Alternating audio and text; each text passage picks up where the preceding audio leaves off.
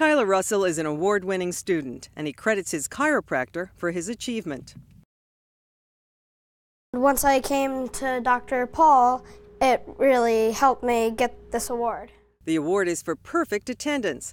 Tyler didn't miss a single day of school in the second grade. His mom says the year before he was out sick for nearly 2 weeks with bronchitis and asthma.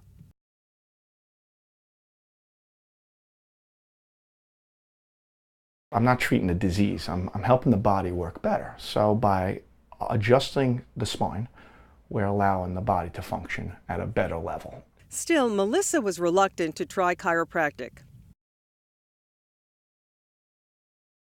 If, like Tyler's mom, you're a little uncomfortable with traditional chiropractic adjustments, Dr. Jumbo says he's got another tool that can do the job. Just a little adjusting tool. Again, change the intensity.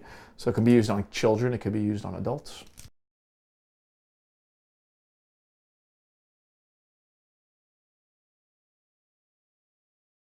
First, Tyler was getting adjusted 3 times a week. Now he comes in once or twice a month, and he's off all his medications.